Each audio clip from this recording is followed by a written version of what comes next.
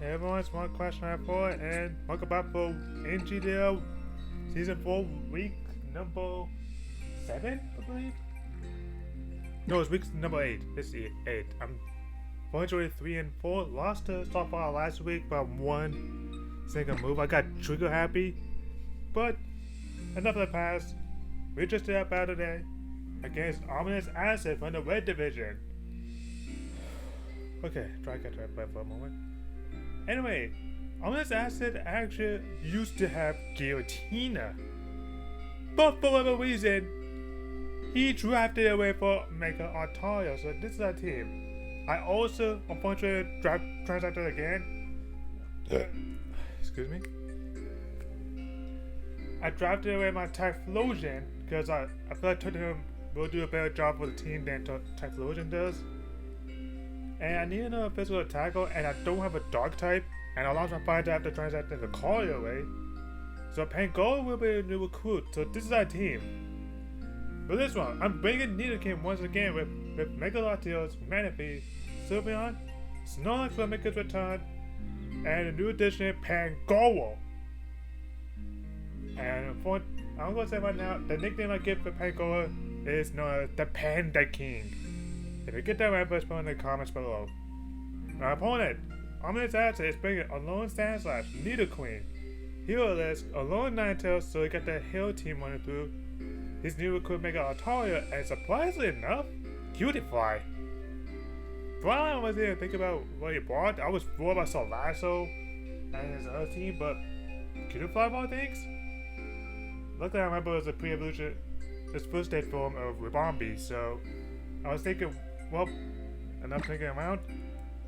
I'll tell what's going on in the match right now. I just saw Cutifly. I had a tough time with Pokemon I was going to lead with. I decided ultimately to lead with my trusted partner Dante, the Nidoking. And for us, no, it's not weapons, it's Devil May Cry. And he's saying Cutifly to start things off, and I was like, what is going to stick it with me? But this isn't only a Nidoking. This is I decided to start with Substitute, and he brought Stun Spore. I was so thankful he put Substitute up. So now I decided to go for Stealth Rock to set my hazard on the field because a lot of the team will get hurt from rocks, and he started to set up Sticker Web. So now he has speed advantage, but I'm not too worried about that because my team is due to a slow, especially Snorlax and Pangoro. But I decided to now I decided to get rid of it because I used my stable with Nidoking, go for stat Sludge Wave, and I knew this thing was going to be Focus Sash because the way you laid off with it, and take a little advantage off of me going for Tailwind. I thought I was a Tailwind user with Decidueye and Latios. But he started up Tailwind again because he knew the fact rocks up. He did confirm me that his last move is in fact U-turn, so there was no way he could break my substitute with Nidoking against Cutifly, so Cutifly just goes down. Which ultimately makes sense because if rock's still up, Cutifly would just be, well, useless. Now it's time to bring Artaria. I was worried about it would have Hyper Voice just to damage to Dante because it goes through the substitute, but decided to get rid of rocks, which I was like, alright. I was upset. Originally I had Ice Beam instead of Stock Rock, but I decided to add it there because I felt like Rachel Rock would not do so well. So I decided to have Nidoking as my main walker. And Sludge almost one-shot it, but right now he's going to Mega Evolve at the Mega Artaria, which is one move for not Mega Evolve turn 1 because I think Sludge will one-shot it.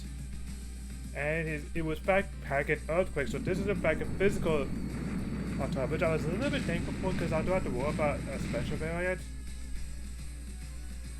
And plus it'd be a stupid way to Dragon Dance setup.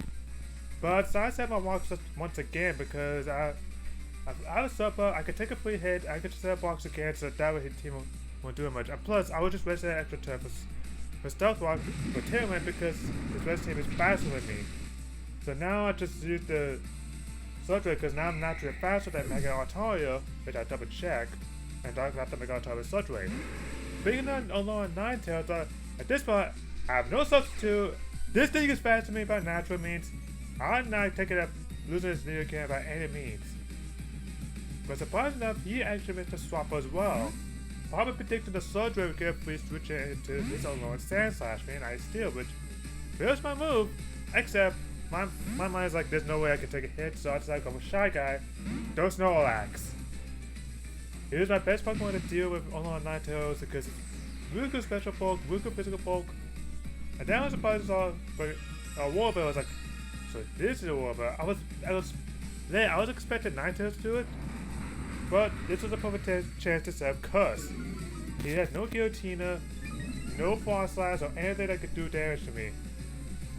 At this point, I know a Pokemon would just be neutral means, so I decided to go for another one. And at this point, he doesn't have a really good Pokemon to deal with Snorlax physically at this point.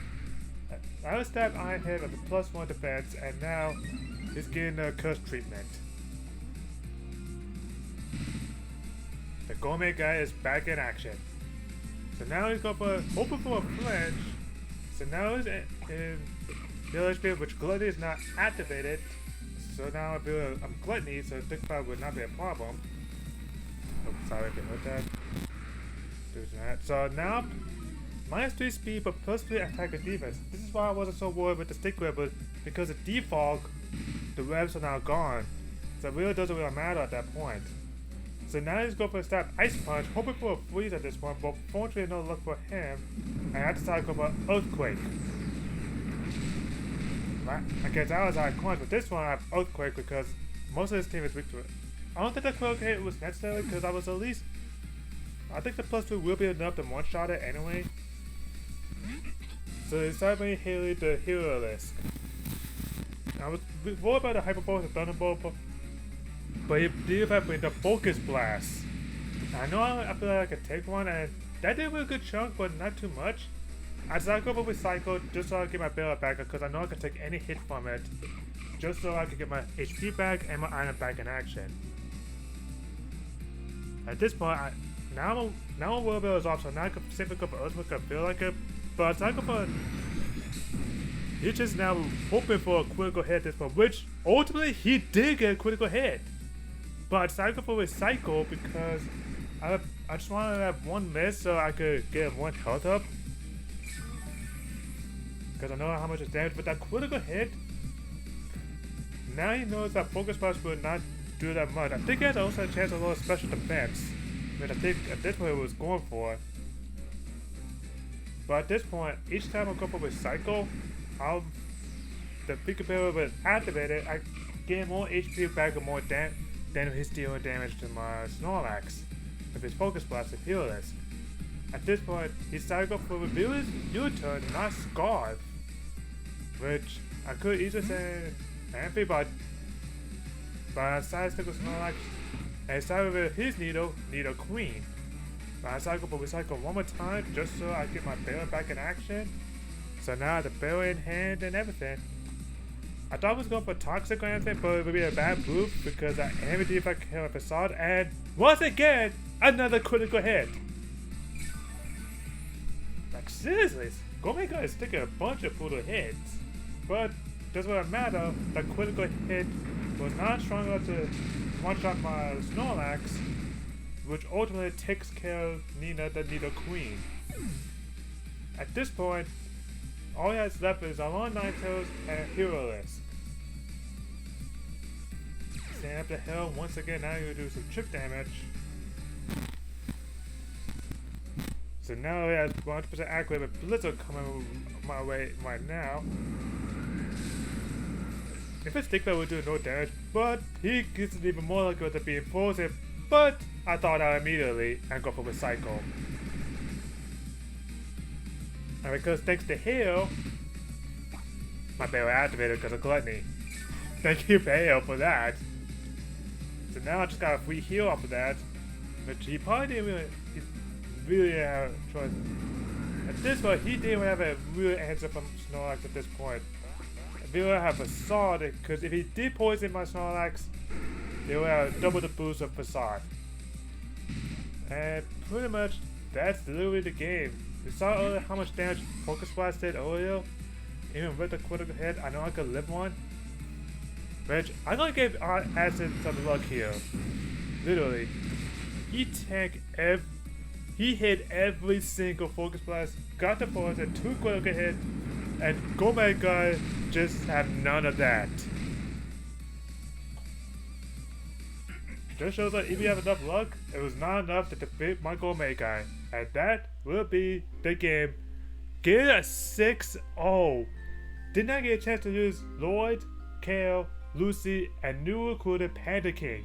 I'm really sad I didn't get a chance to use Pangoro because the idea for Pangoro, I'm scrappy with Pangoro. The idea was that if he has a warbell up and break fast starts against my Pangoro, I have break for it. Breaking the screens and knocking out the flashlights. If it was focus sash, I was carrying bullet punch. So I had a way to deal with flashlights anyway. So yeah, Los Angeles Cardinals now 4-4.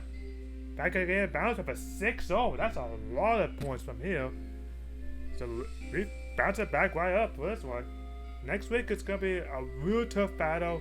We're gonna be facing against Visualize, who is ranked #1 of the Red Division. This is gonna be a tough one for next week. This is Mark Crash 94. See ya.